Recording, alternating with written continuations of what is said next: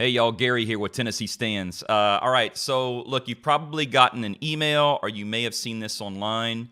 I recently wrote a commentary about HB 1867 that was being run by Representative Jason Zachary in the House, which, by the way, is on its way to the House floor.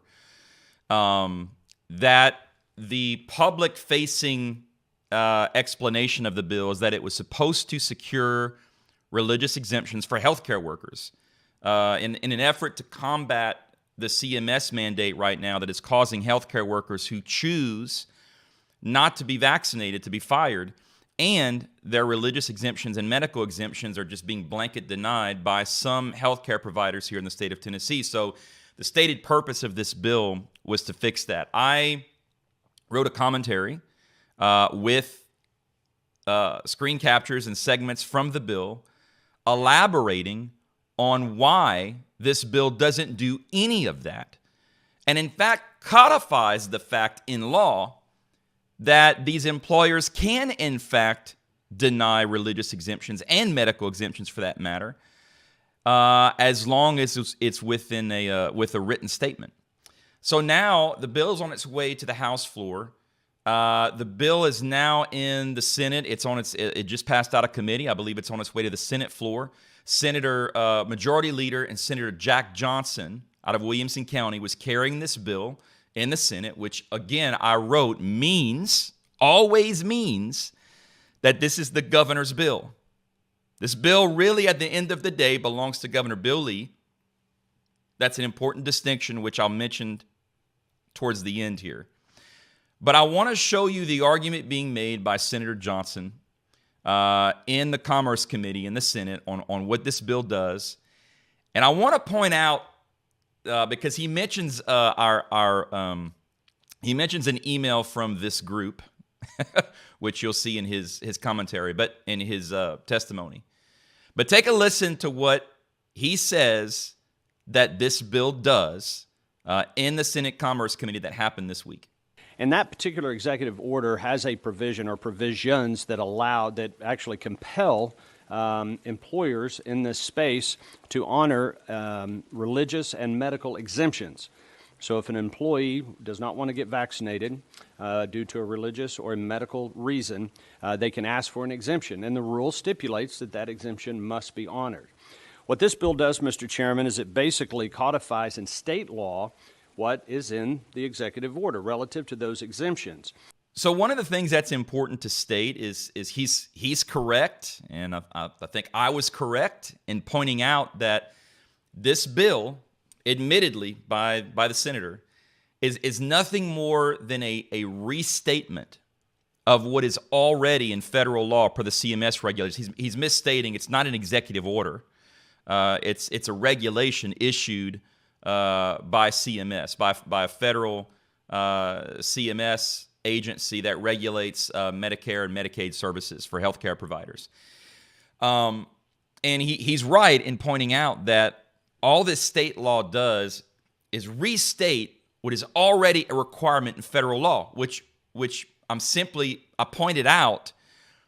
If the employer, the healthcare providers right now in the state of Tennessee are breaking federal law knowingly, what is this bill going to do, really?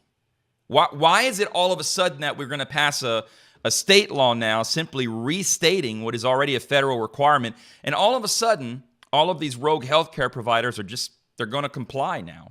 They're going to provide religious liberty. There are employers all across the state of Tennessee already ignoring Title 14, not just healthcare providers. I mean, just across the board.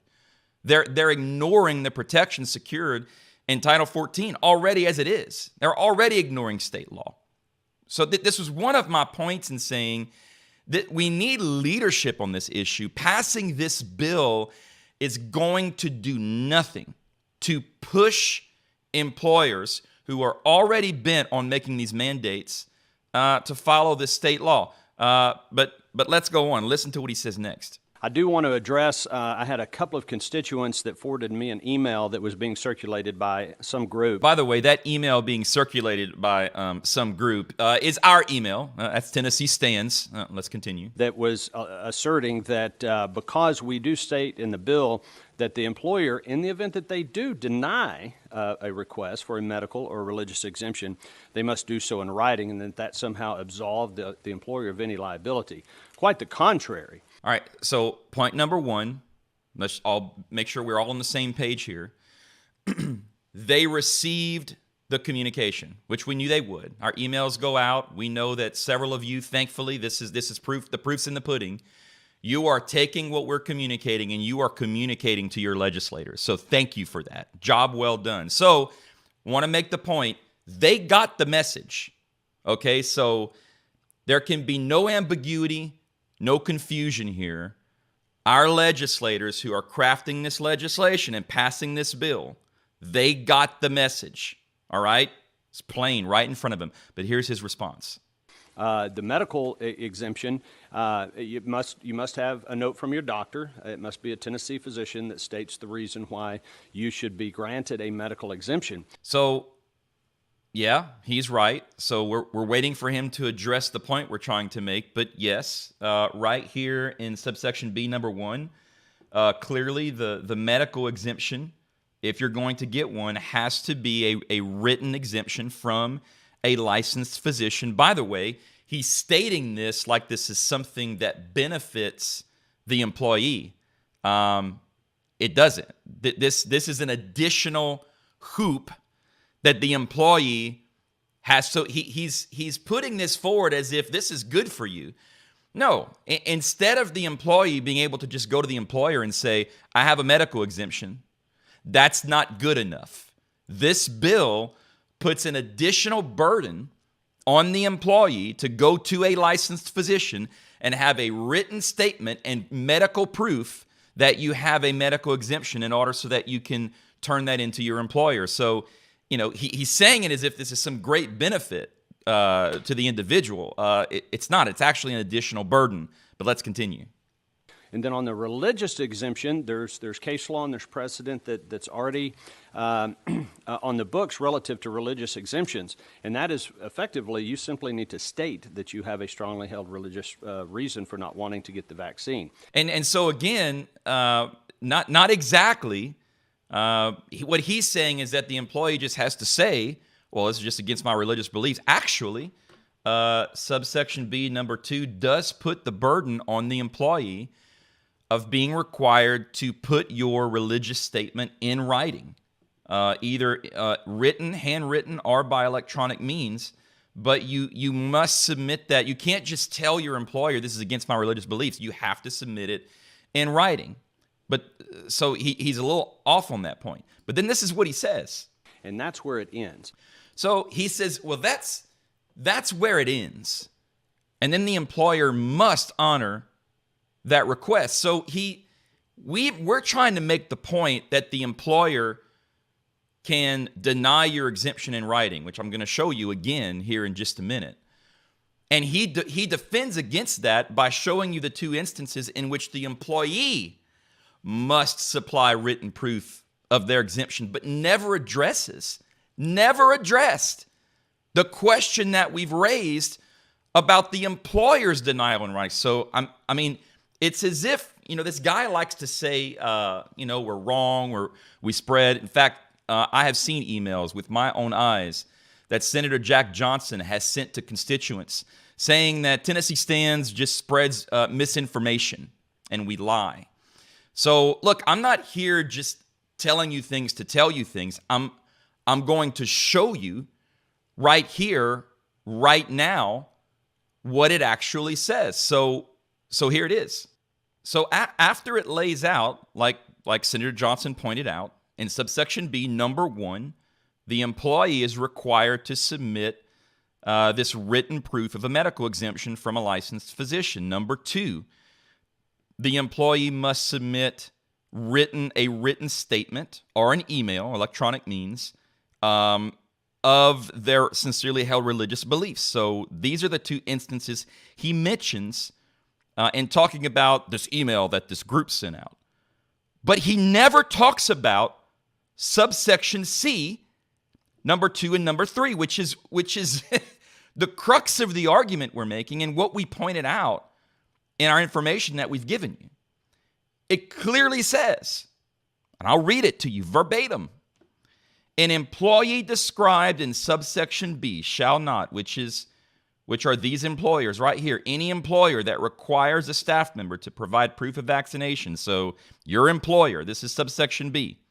If your employer, they shall not deny a request for an exemption without providing a written statement explaining why the request was denied.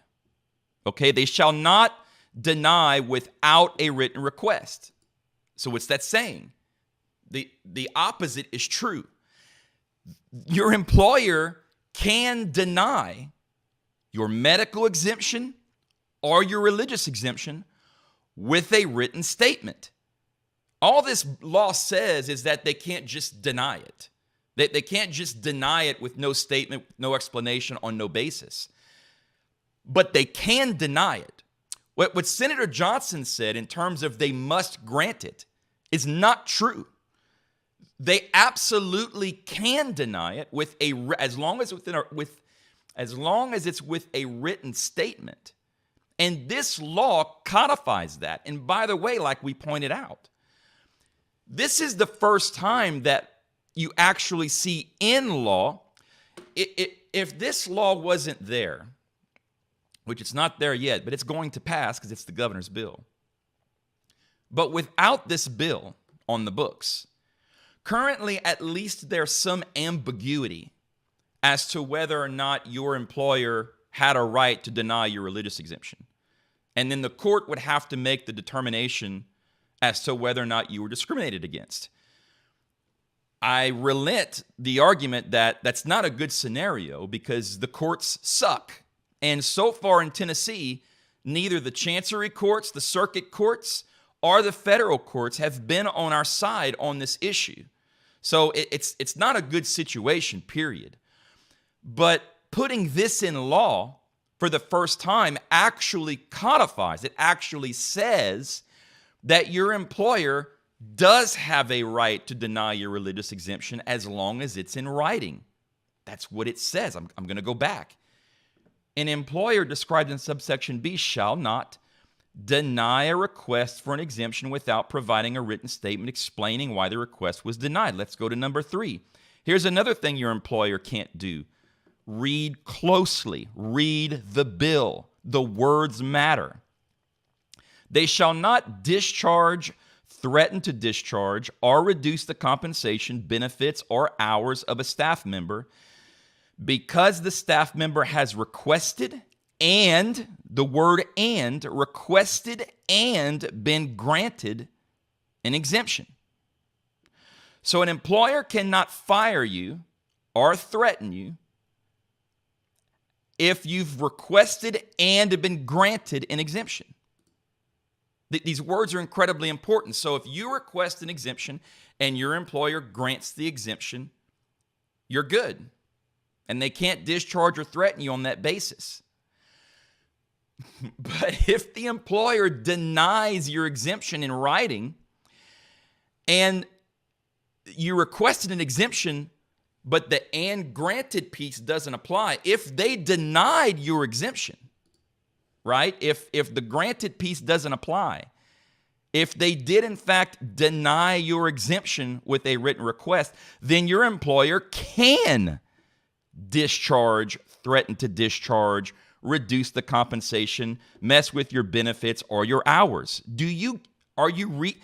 Is it just that I can no longer read? Am I missing this? Is it just me? Or can we all read what this is saying?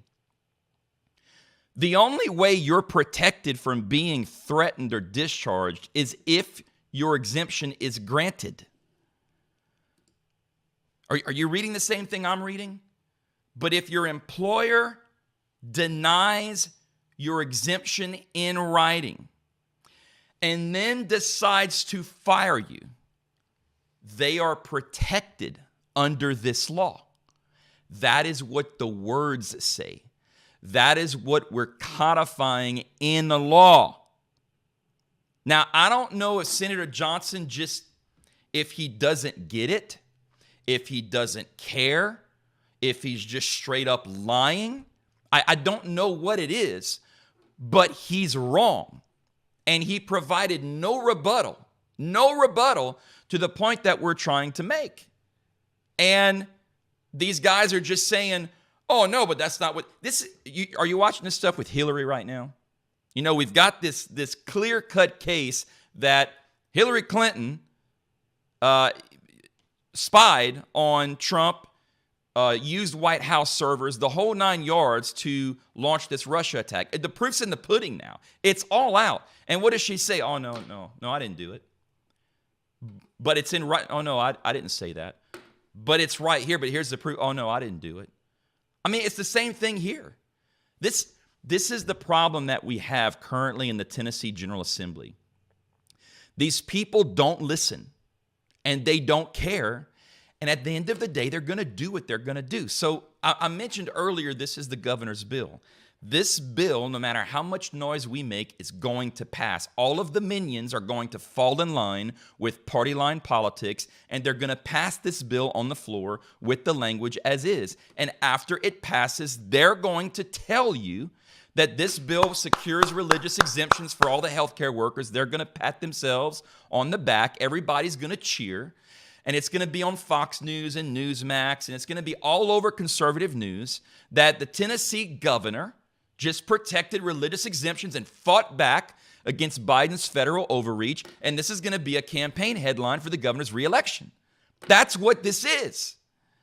But I'm putting it right here in front of your face, and I put it in front of the senator's face, and he acknowledged that he read the information. This bill does not do what they're telling you it's going to do. This bill is going to put into law that your employer can deny your religious liberties in writing, and as long as it's in writing, they can fire you. That's what the bill says, and that's exactly what they're going to pass on the House floor and on the Senate floor, and the governor's going to sign it, and they're all going to